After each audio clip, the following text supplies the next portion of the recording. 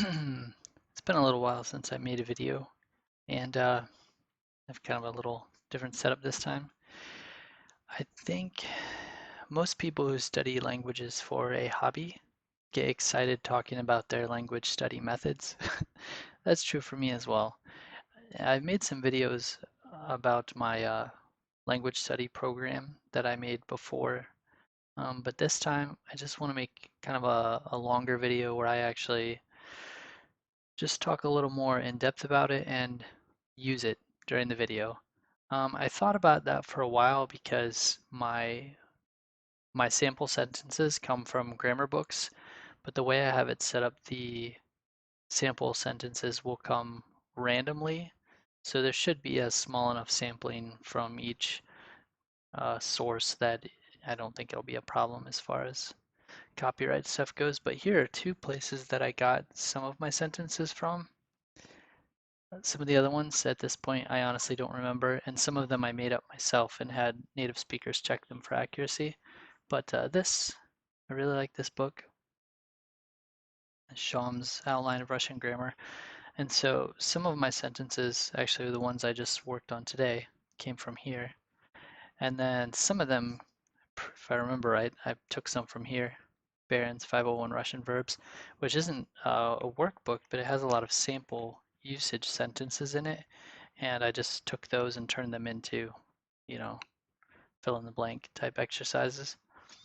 So, I've been studying mostly self-study for a long time in Russian, and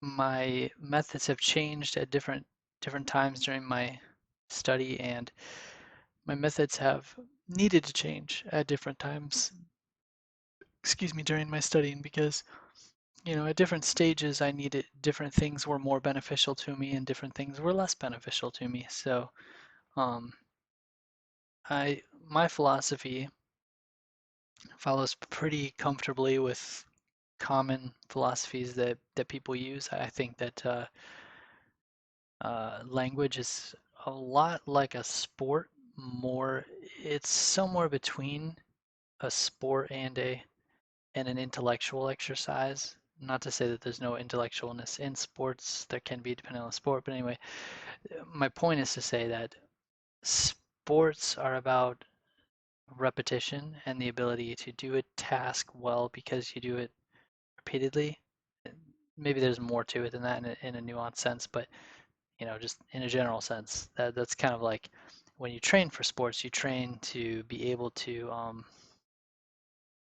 you just do it over and over again, and that's one of the ways that you get better at it. And in a lot of ways, language is like that's a performance.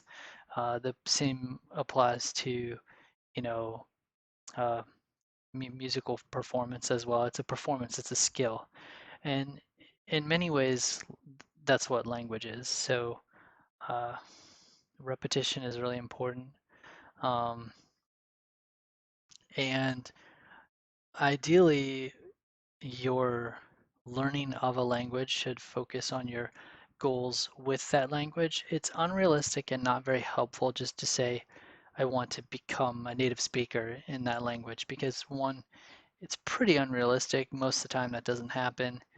And two, it's so generic that it's not really helpful anyway.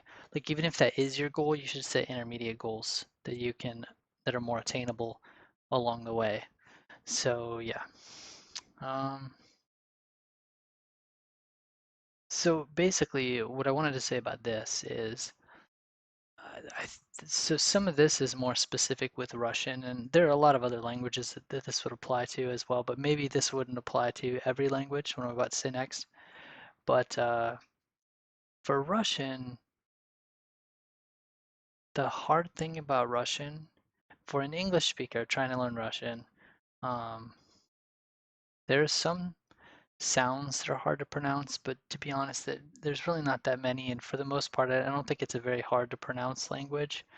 Um, the real difficulty is the grammar. Grammatically, it's got a lot going on, and it's just very different than English. And so, trying to use that grammar correctly, uh, takes a long time. It takes a lot of work and it takes a lot of creativity to figure out how to do that. And that's where I say at different stages, I think different things are important. In the very early stages, I think it's best just to memorize phrases and sentences. But after a certain point, you really need to be building phrases and sentences. And so anyway, enough of that. This is a tool that I made to help myself. Um, and I made it in C Sharp. I actually made the, say, like the backbone of it a few years ago now. So to be honest, I'd have to sit there and read through how it works because it's been quite a while since I've had to mess with any of that part of it. And basically, the part that I do now is I just create these. I call them sheets, these card sheets, and the program will read in these sheets and supply the sentences randomly to quiz me. And so that's how it works. It's just a quiz program. There's ones available for free, but the reason I didn't use those is because now I'd probably benefit more from it. But at the early stages, there's so much to learn, and I wasn't this like say space repetition. I really liked the space repetition things, but what I needed and what I wanted at the time when I made this was something that allowed me to go more freely at the pace that I needed because I don't know, maybe other people have a better memory, but they wouldn't give me. I need to review the stuff like once I have it, I could review it like the spaced repetition way, but they didn't give me enough reviews in the very beginning, like the very first day, the very first hour or whatever when you're first learning a new word. So that's why I made this, and I don't know, I really like the way that it works. So basically, I think what I want to do, I want to go over two that I have, and these are the two that I've used the most. You see, I have all these different sheets here, and then here's the list, and when I push play, it'll actually run through and show the show what happens here eventually, maybe. Yep, there it goes. Almost.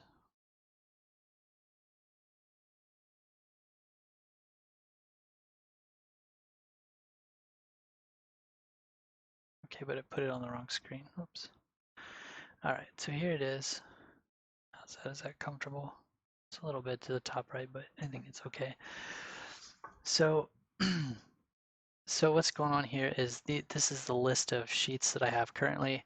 Some of them are actually not really complete. They just still have titles here, but basically the ones that I use the most are this number one here, memorize noun conjugation sentences for masculine and feminine. uh, number, which I used in the beginning. Now I don't use this one as much anymore. And originally this was actually several different sheets. And after a while I combined them into one.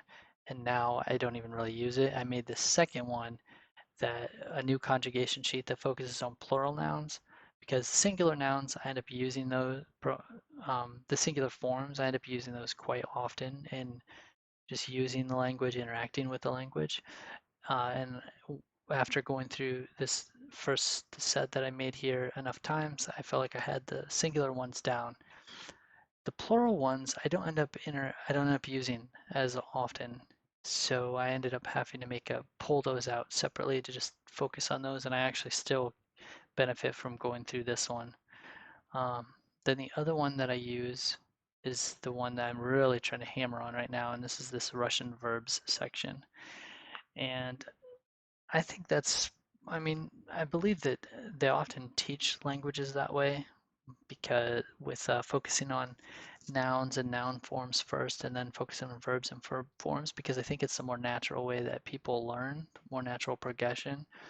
But so learning a language is like, I think it's like you go over stuff, quickly, sort of quickly, so that you say within 2 years you can get through the whole language, right? You can cover the all of the basics of the language in like 2 years, but then you just have like that's your like first read through.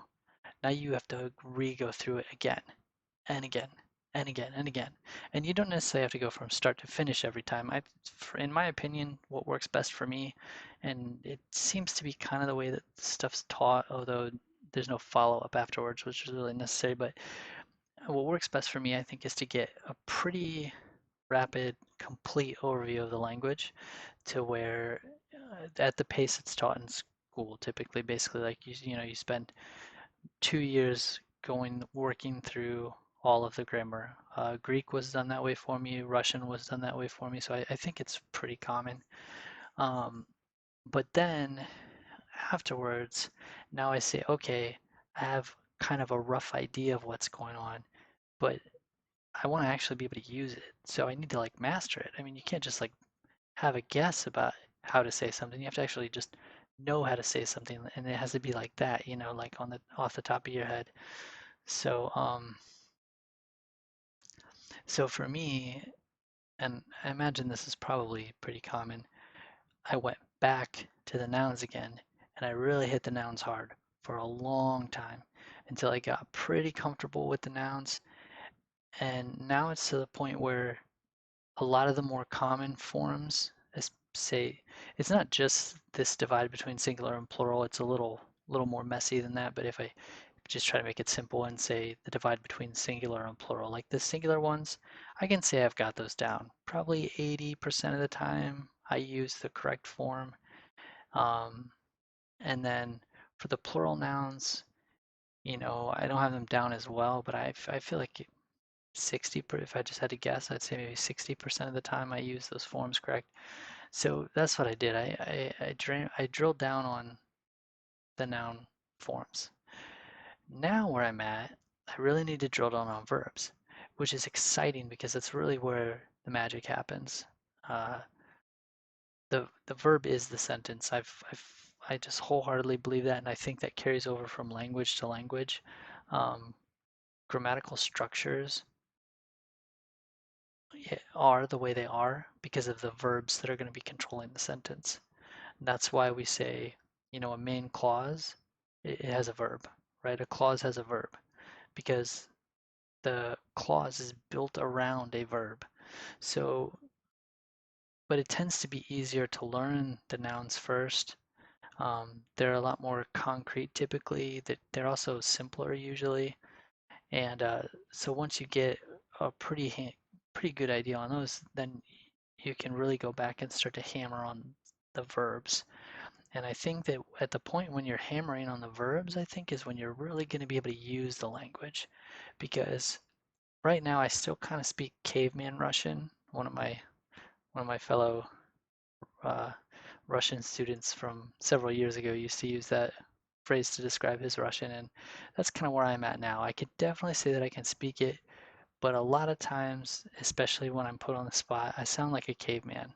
If I'm gonna be honest, I avoid using verbs. Not like I intentionally do it. It's not like I consciously do it, but subconsciously, I'm afraid to use verbs, and it shows. I can tell when I speak.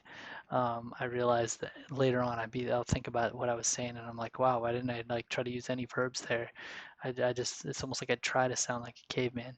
Uh, try the only verb that I feel comfortable using is the verb to be, and other than that, I just use nouns and ignore verbs most of the time. And I think this is what it really comes down to is that now I need to master like how to build. So I was building phrases with nouns, and I'm pretty comfortable doing with that. I'm definitely not, I wouldn't say like I'm an expert or anything, but I've reached a point of comfortableness where I know that it's time to move on. And now I need to reach that level of comfortableness with verbs. So that was some language stuff. Now I want to demonstrate this. So first I'll show very, very briefly this number one here, but the number one was completely made for just for me. So my philosophy here was actually drawn from a Hebrew course that I took where our exams, this was pretty crazy. Our exams for our Hebrew class were that we were given like 2 pages worth of grammatical notes that we had to memorize. So we did vocabulary tests regularly during the week. So they weren't, I don't think they were on the exam, or if they were, that's not the part of the exam that I'm talking about. The grammar part of the exam, we were given like 2 pages that we had to memorize.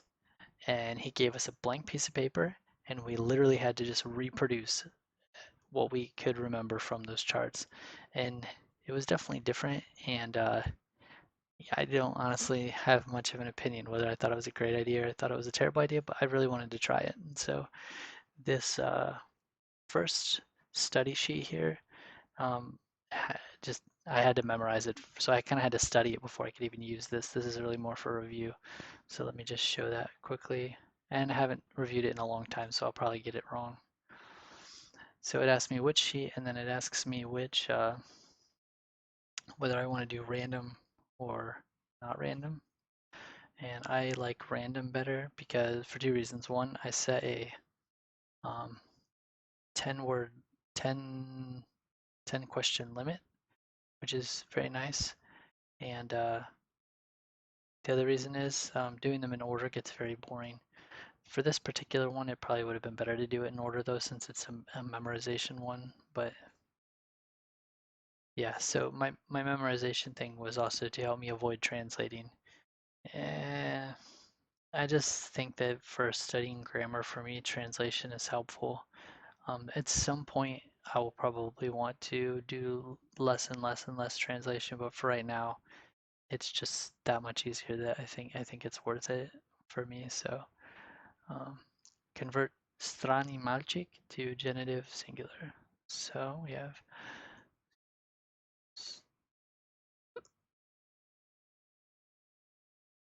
молодец, продолжайте, and then go on. Give the plural version of sample sentence 5. Use умная девочка in the instrumental plural. So if I remember right, this is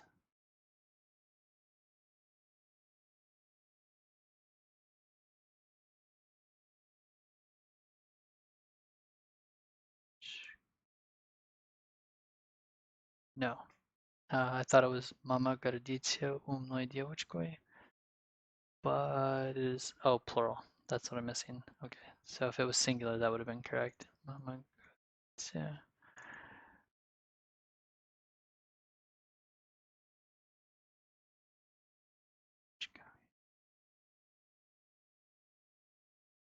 Мама гордится умными девочками. Молодец, продолжайте.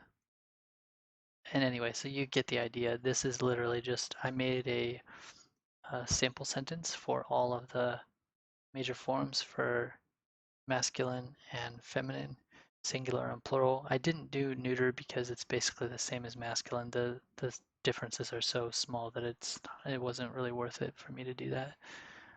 Anyway, so that's that one. Now I can show the plural one real quick because I feel like I enjoy that one a little more. It has the translation and it's just more enjoyable. It's more relaxing. It's more present, more pleasant. So we'll do number 2, random. Finish the translation. So,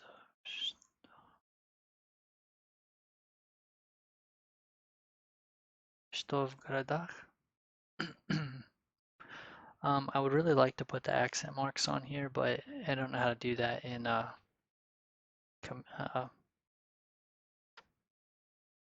can't think what you call that thing, the command window.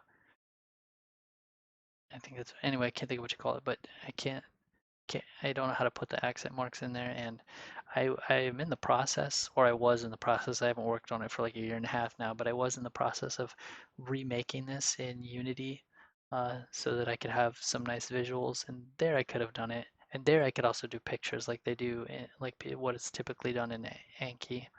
Um, but it is what it is. It works. So.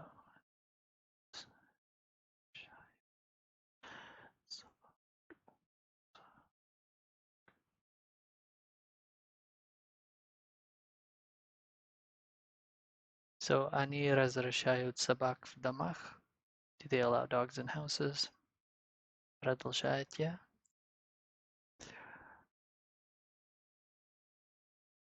And here's one where there's 2 correct answers here. And I always forget which one is the right one, but it's not like it matters because it's just for, it's practice. Nope, I think it's девушка. I should change that and have a note there, but I'm just not worried about it. I know that there's two correct answers. Oh, what did I type? Ah, I had a typo. Yeah.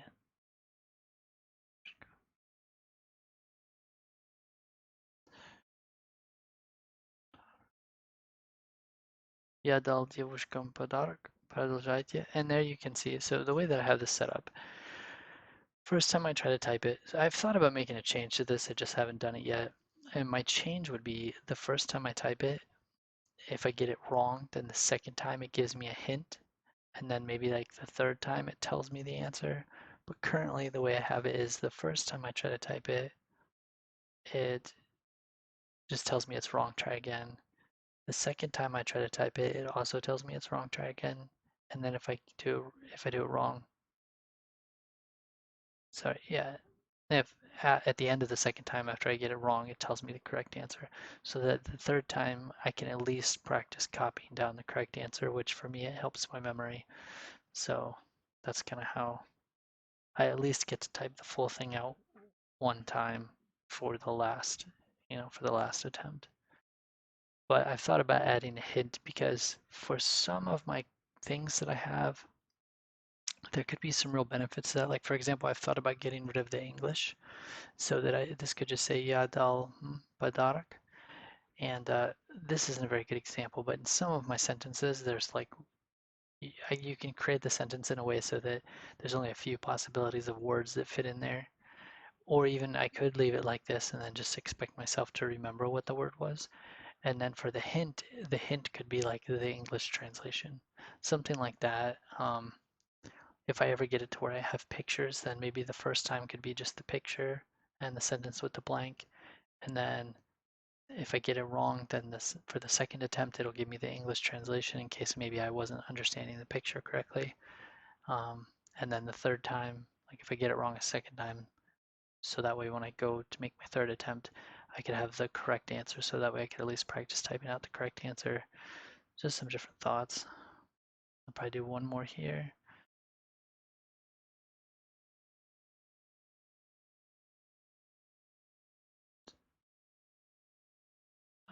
What would happen if she found the tables? Yes.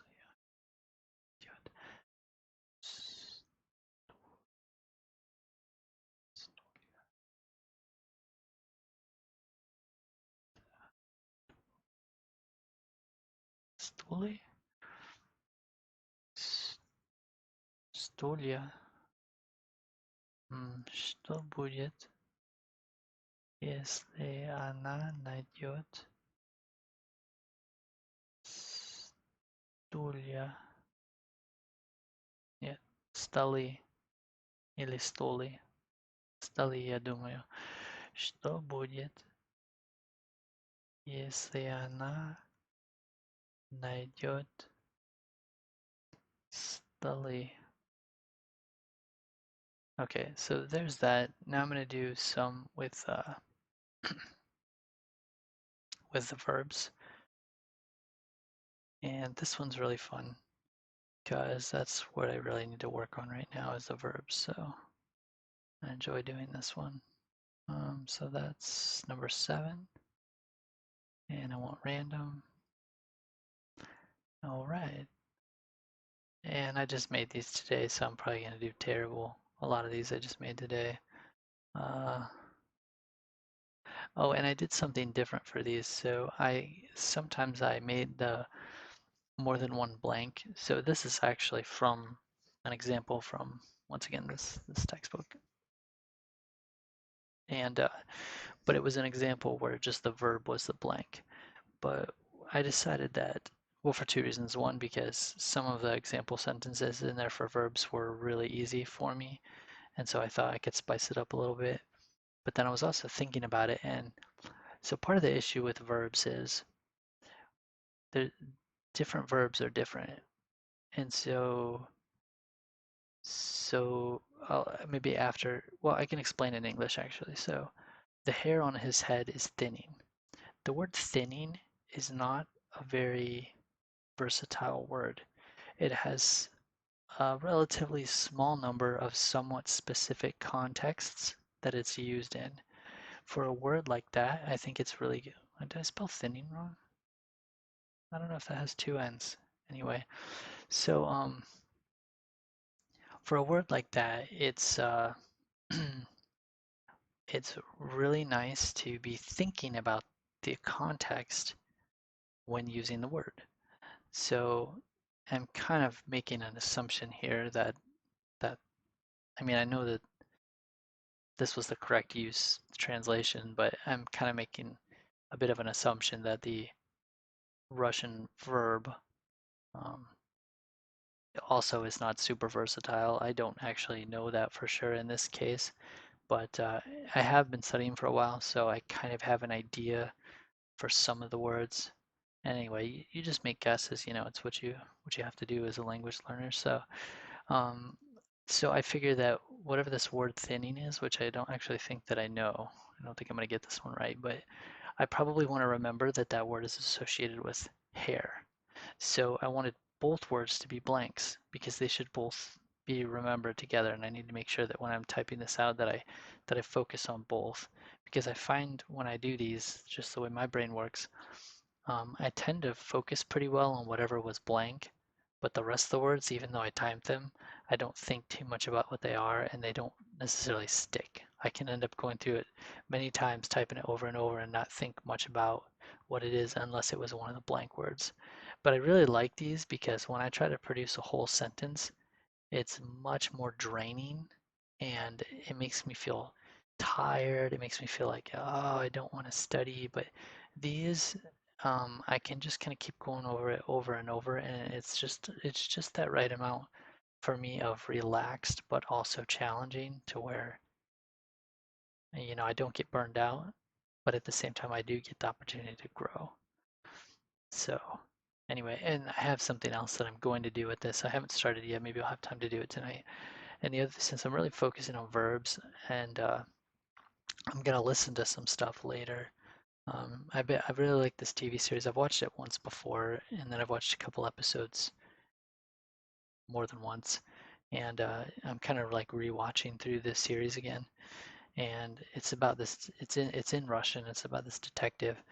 But anyway, so what I want to do is, whenever I hear a verb, I want to like try to jot down that verb. And if I can, I want to do the same thing. So if it's a verb that seems like either the subject or the object is really key to that particular verb, then I want to write that down too. But otherwise, I don't want to write down the whole sentence. I don't want to write down the whole clause or phrase. I just really want the verb and maybe anything else that might be key to the verb. Like if, yeah, I think it was clear enough. So, uh, волосы у него на голове бледнеет. Нет. So I just push enter again because most of the time actually I just push enter twice anymore. It wasn't, I thought when I made it I would want a chance to give it one more shot, but to be honest, I really don't. I almost always just push enter a second time if I didn't get it right the first time. Golovia redeved. So I don't know that word. Redeved. And also it should have been plural, so I had the wrong conjugation the first time. Honestly speaking, we don't know him. I should have did it the way I did before. I like it better when the Russian is first because when I read the Russian first, then sometimes I don't end up looking at I look at the English less.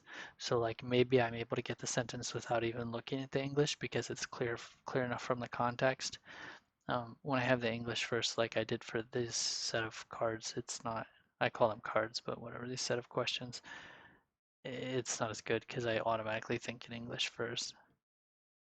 Честно говоря, мы не знаем его. I drive in and drive out without difficulties.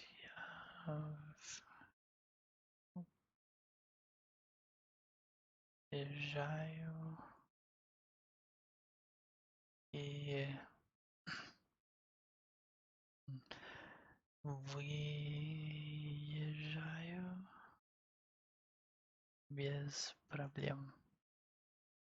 The other thing that I did was occasionally I put blanks in, not because it had to do with the verb, but just because it was either a form or a word that I really know that I need to know by this point. It comes up often in attempts to do conversation or use Russian, and so I wanted to make sure to have it as a blank because I it would have been worth its own, you know, flashcard. Let's see if that was correct. Yeah, it was. Я верну домой. The other thing is, so if you know anything, oh, that's not correct. Вернулся. Вернулся домой. So the other thing, oh, that's still возвращался. Pretty sure that's the same word form, but for years I've used just the one form, so I really didn't even know what the other forms were. So, okay, should be right this time. So, something that might have been noticed here, so I made this for myself. So anytime, if it's not clear from the context otherwise, then I use the masculine form. And what else? There were some other things. I think I have, if it's not clear from the context whether a verb should be singular or plural, I think I leave myself a little note that says whether it should be singular or plural. To be honest, I can't remember exactly what I did, but I do little things like that to help out because sometimes, unless you want to write out a paragraph, it's not always going to be clear enough just from a sentence which form should be used. Yeah, and unless the context makes it clear, I keep it in present tense. Unless there's a note or the context makes it obvious it should be past or future in this case. So I just have to push enter twice. I don't know that word at all. Проведена встреча будет проведена по электронной почте. Bringing up proposal for discussion. This is another one I don't know yet. So when I'm using newer sets, this happens a lot more often because there's some, especially for the ones that I made today. I made a lot today. I made 50, and probably half the vocabulary were words that I don't remember ever seeing. So it'll take me several times of going over it before I can remember them. And unfortunately, I don't even know where the accent is on this word, so I just have to guess. And I don't like doing that because then I learn it wrong, but I don't know a way to add accents here, and it's going to be a lot of work to fix that. So I'll say выношу предложение на обсуждение. All right, next one. The cars drove into the tunnel. Машины падут, падут в тоннель. Воз въезжали. Машины въезжали в тоннель. They stroked her on the head. Ее гладят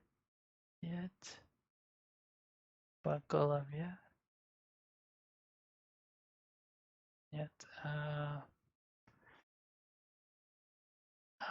So okay, so this is good. I mean, so on ones like this, what I personally think and what I feel when I do this is I didn't get that like wrong. Like, I mean, it was wrong, but I want to take note of the fact that it wasn't completely wrong because the concept is it's the same root verb.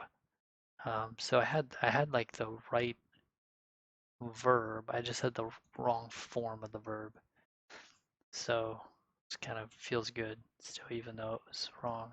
Eyo pagladili paglavia. Now, in an ideal perfect world, um, say if someone was professionally making this for me, it'd be nice to pick ones where there's really only one right answer, or to what actually works best. A couple weeks ago, I was with a teacher going through exercises. That's what gave me the idea to do these. Um, we were meeting, I was meeting with a tutor, and I don't know if this is just Russian tutors, but most of the tutors I find they like to go through grammar books with me, and I don't mind it, especially if they break up every now and then and do conversation in the language in between doing some of the exercises. Um, but she was actually particularly good, and uh, she, yeah, I don't. So, because she, when that's the when you're working with a person, it's really nice because they can tell you, like, there can be more than one correct answer. And so if your answer wasn't the answer that the book wanted, or in this case that the program wanted, well, they can still accept it as a right answer because, okay, yeah, that is a right answer, you know? So that's kind of nice. Готовить. Probably. Я думаю, что это надо будет как готовить. Но может быть они хотели готовить я. Я буду. So for this one, I'll try it. I will make a second attempt because I feel like I feel like there's two correct ways to do this, and I'm not sure which one they're actually looking for in the example. Yeah, борщ. And actually, this could have been maybe приготовите. Oh, okay. So, yeah, I was completely off base, but not so much because I still think the ways that I wrote it could have technically been correct, but they were going for a different verb. So if I wanted to improve this, for now I'll just leave it and I'll just keep trying to do it. And if I happen to remember that this one's supposed to be varitsya instead of gotovit, which are both varit is more specific, but to be honest, my English is not like fully correct there because uh, varit is a more specific of a verb than to make, which is what I wrote in English. So if I wanted to in the future fix this, I could either change the English to make it the more specific verb, which I believe is to boil, but we don't really say boil borscht, so maybe that's not the best way. Or I could add like some kind of note, which I don't like doing that because usually the only good way to do that is to actually put the verb and then all I have to do is conjugate the verb. But I can maybe I can think of some clever way to. That's one where the hint would be nice. Where, the first time I go through it, it doesn't give me it just as it looks right there where it's ambiguous. But then the second time it actually gives me the hint, and so maybe it could say the root form that I want to use, and then all I do is conjugate it. So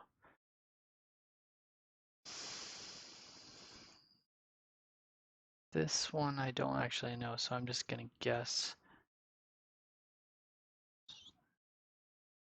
I'm pretty sure this is not the right verb, but if I tried to say this sentence, do not abandon your motherland, because I don't know the appropriate word, I would probably, if I wanted to communicate that idea, which I can't imagine that I would, but if I wanted to communicate that idea, I would probably say "Не бросайте родину," and I'm pretty sure that's not going to be the correct answer here, but I'm also pretty sure that they would get the idea of what I was trying to say if I used that.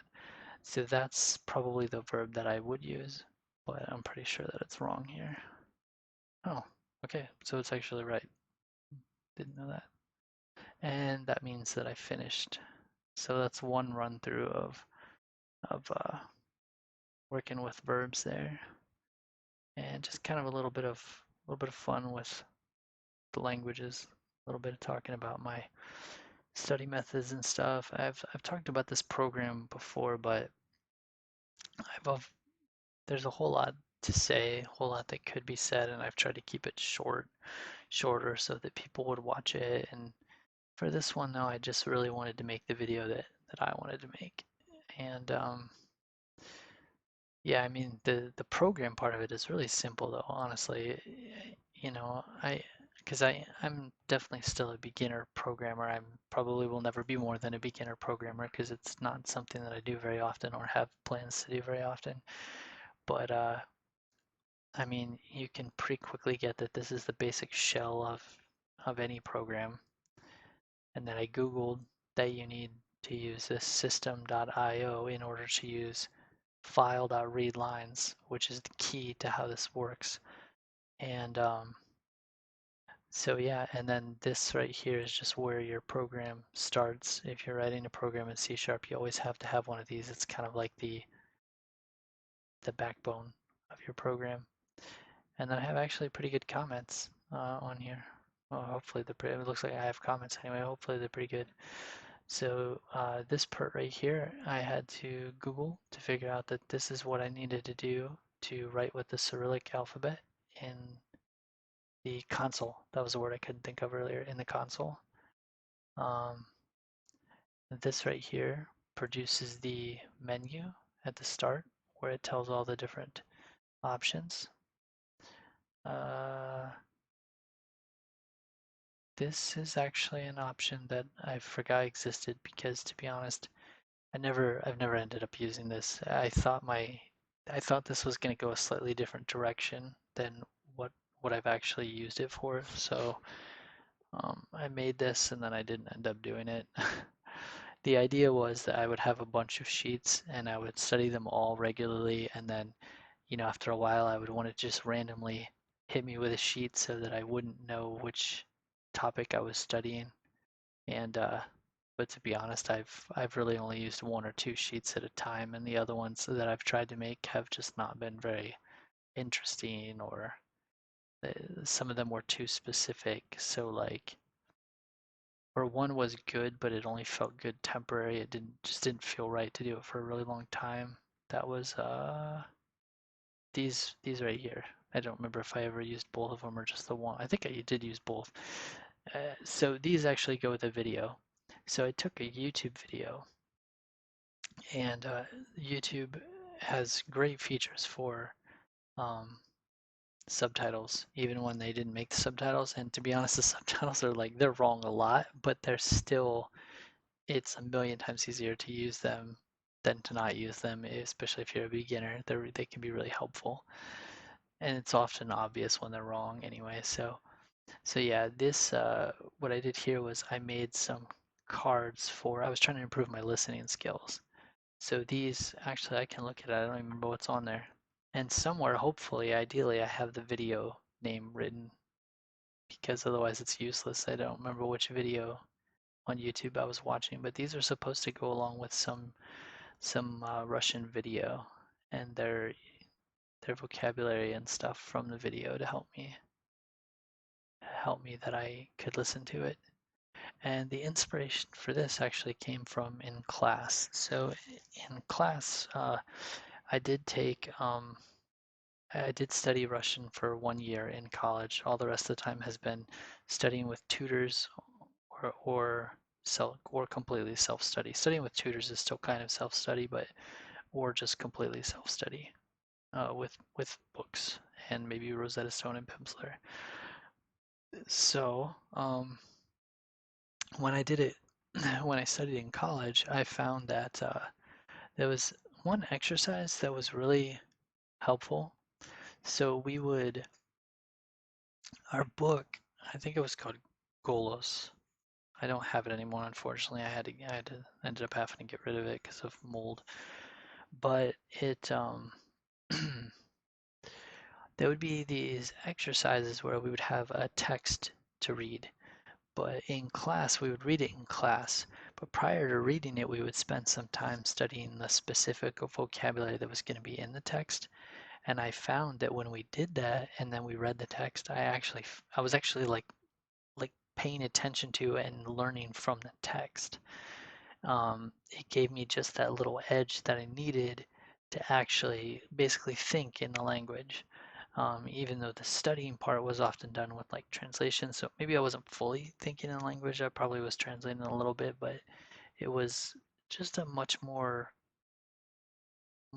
valid experience. You could tell like, wow, I'm actually using this. I'm actually getting something out of it. And so that's what inspired this. So I wanted the same thing, but I wanted it with audio because at this point, when I made these, my listening skills really sucked.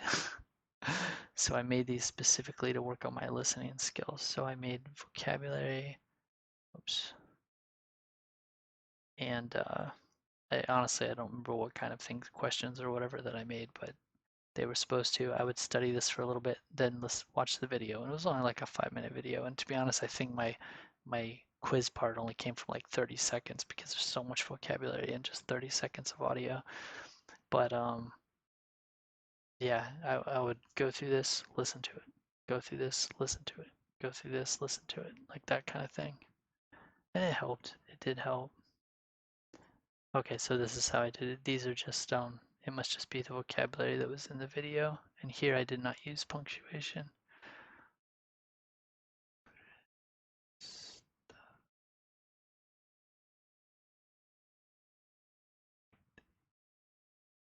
That was an easy one. See if this is kind of a formatting error that I have that maybe someday I'll fix it, but since it's just for me, I've just learned to deal with it. So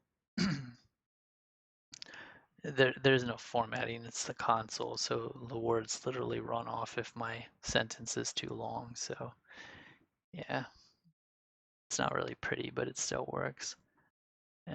We are so used to these meaningless connections. So I don't actually know what word I'm missing yet. Привыкли к этим ничего незначащим связям. Незначащим связям. К этим ничего незначащим связям. Привыкли. So it should probably be мы используем к этим ничего не значащим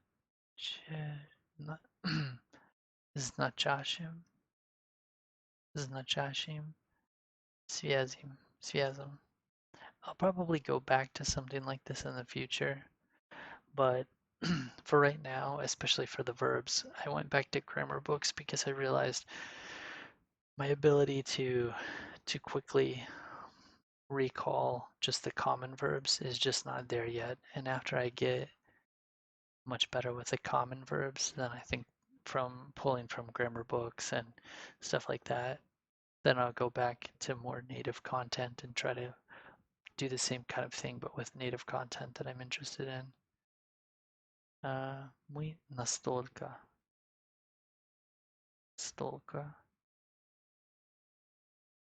привыкли. So this wasn't really a very good sentence, to be honest. К этим ничего не значащим связям. Although actually, as I remember, I didn't put hardly any time into creating these sentences. I literally, like, it wouldn't take me long to go through here and you would see the same sentences come up over and over again, but with a different word that's blank. So I literally just took a sentence and made like several different, I don't really have a good word for these, like questions, I guess. Exercise, we'll call them questions. I'll call them flashcards. So I just made like several different flashcards from the same sentence because I literally just copied and pasted it a bunch and each time made a different word as where the blank should be. So it's not the most effective. It's better to put a little bit more thought into it. But Anyway, so there's that. I tried to make one on prepositions that I went way overboard with it, and the amount of content in there is just way too much.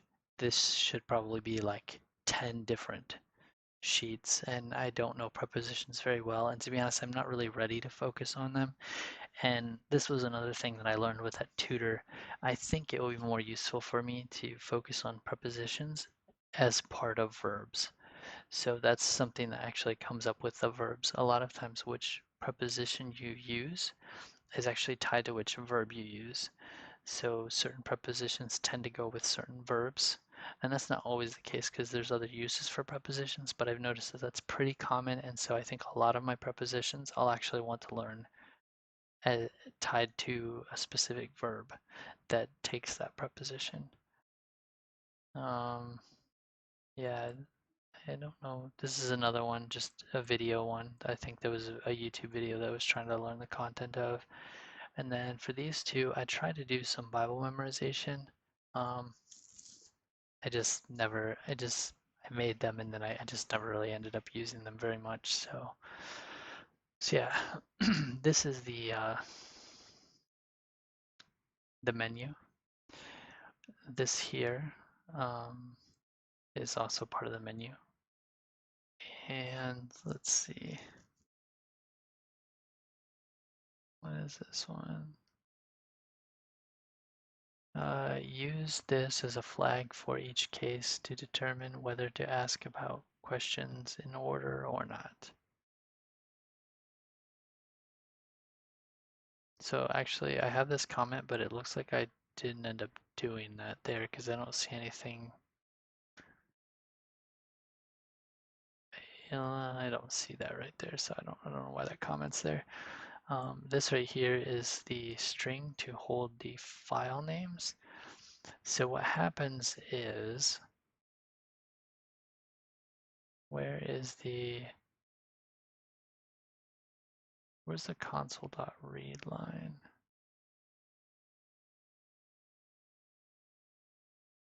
I actually think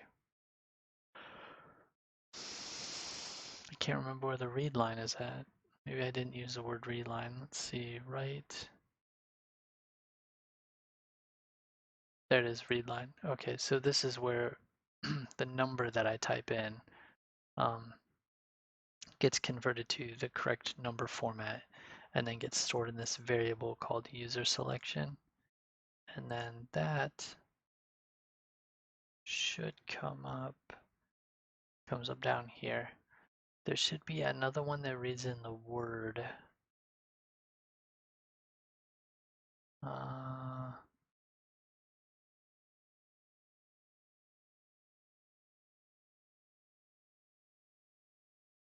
Somewhere it also reads in the word. I'm not seeing it right here, but um, so this is the list of arrays, and this is where they're at on my computer. So this is actually what pushing a 1 through 10, what it does is it pulls these sheets, which are just these text files, which are stored right here. And when you choose your text file, here's the random part.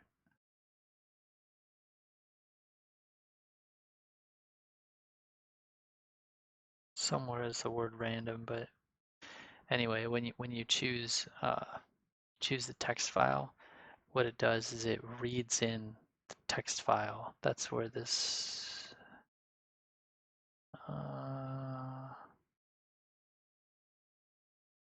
read all lines. This up here has to do with the random thing again. Down here it gets to where whichever one you chose, which was that number was stored in selected file, which represents one of these. Somewhere it uses the word sheet list. I don't remember where that is at. Anyway, it ends up taking the one, oh, right here it is. The selected file is equal to the sheet list that was chosen, which is the one of these that was chosen. And the storage path is actually in there. So this is a storage path. This right here represents one of these storage paths. And the storage path, when you use file.readAllLines, what it does is it reads, this was like really the key right here, was finding this thing on the internet. And there's probably better ways. I'm not really a programmer by trade. There's probably a better function to use, but this is just the one that I found, and this is the one that I used. I like it because it's simple. So all it does is it takes my text file and it reads all the lines, and it stores every line as the index of an array. And so the key thing there is the way that I set up my study sheets. So I set up my study sheets so that the first, well, this one's really long, but so the first, it's in sets of 3. So the first in the set of 3 must be the prompt or the question.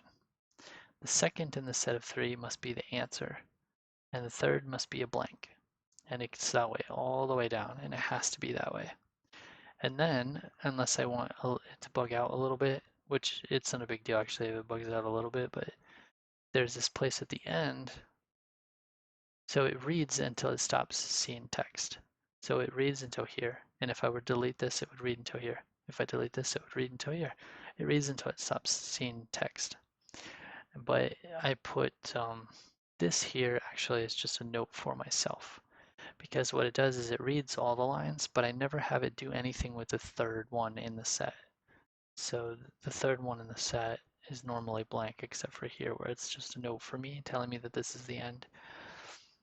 And then otherwise all it does is it starts by writing out to the console the first line in the set, and then it waits for a user response, and the user response needs to be the second line in the set.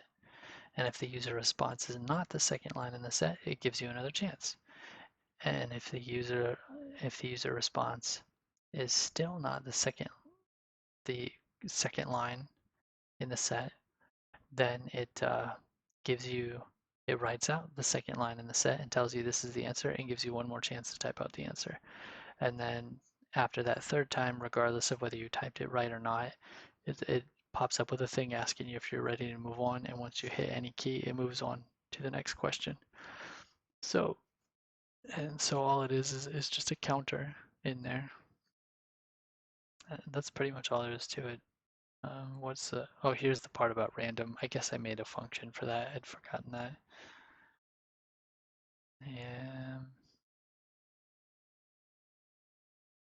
And I don't remember what this is down here, honestly.